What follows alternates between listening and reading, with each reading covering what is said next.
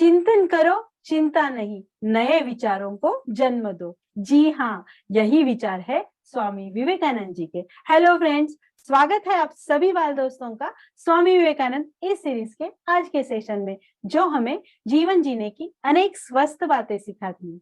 इससे पहले कि मैं आज की यह स्टोरी स्टार्ट करूं, आप लोगों को पूछना चाहती हूँ, आपको यह सीरीज कैसी लगी? यदि यह सीरीज आपको अच्छी लगी तो कमेंट बॉक्स में यह लिखना बिल्कुल ना भूले।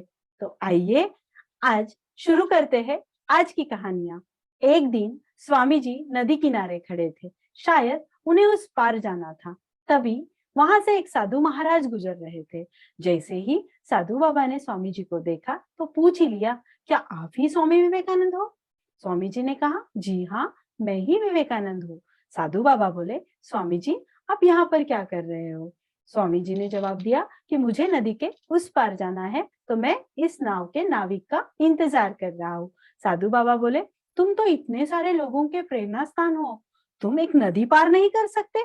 देखो मुझे, मैं कैसे नदी पार करता हूँ। वह साधु बाबा नदी के ऊपर चलकर नदी के उस पार जाकर फिर से स्वामी जी के पास आकर कहा, देखो देखो, मेरे पास कितनी सारी शक्तियां है, कितना सारा टैलेंट है, इतना ज्ञान है, फिर भी मुझे कोई नहीं जानता। और तुम्हारे पास तो कोई शक्ति ही नहीं है, फिर भी सब लोग तुम्हें जानते हैं। स्वामी जी मन ही मन मुस्कुराए और बोले, साधु बाबा आपको यह विद्या सीखने कितना समय लगा? साधु बाबा बोले, 15 साल। इतने में स्वामी जी जहाँ खड़े थे वहां उस नाव के नाविक आ गए। स्वामी जी और साधु बाबा नाव में बैठकर उस पार चले गए। वहां जाने के बाद स्वामी जी ने नाविक से पूछा, कितने पैसे? नाविक ने कहा, एक जन के 50 पैसे। स्वामी जी ने अपनी जेब से 1 रुपए का सिक्का निकालकर नाविक को दे दिया। नाविक के जाने के बाद स्वामी जी साधु बाबा से बोले, जिस काम को करने के लिए हमें केवल 50 पैसों की आवश्यकता है, उसके लिए आपने अपने जीवन के 15 साल लगा दिए।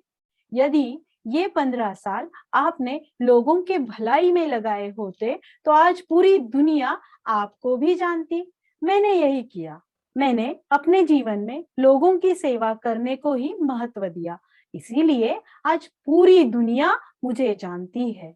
इसी तरह कई लोग अपने घंटे, दिन, हफ्ते, महीने, साल सोच सोच में ही लगा देते हैं, जिससे जीवन में कोई मतलब नहीं निकलता। इसीलिए अपने समय को ऐसी जगह लगाओ जहां पर कोई मतलब निकलता है, क्योंकि समय से बढ़कर अपनी जिंदगी में कोई भी महत्वपूर्ण चीज नहीं है। यदि समय बर्बाद तो सब कुछ बर्बाद। इस कहानी से हम लोगों ने यह सीखा कि समय का सदुपयोग करना और जिंदगी में समय पालन, उचित समय पर उचित कार्य करना कितना महत्वपूर्ण होता है। चलिए आज और एक कथा सुनते हैं। एक बार की बात है, स्वामी जी किसी जंगल से गुजर रहे थे। तभी कुछ बंदर उनके पीछे पीछे भाग रहे थे। वे बंदर उन्हें परेशान करने लगे।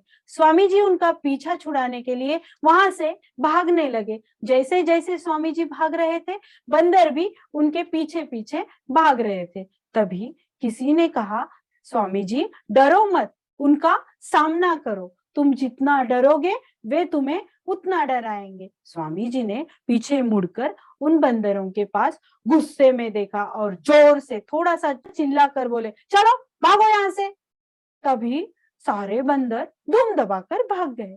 वैसे ही उन बंदरों की तरह होते हैं हमारे नकारात्मक विचार, जिनसे हम डरते हैं, कि हम सोचते रहते हैं कि ये करने से क्या होगा, ऐसा करने से कुछ गलती हो जाएगा।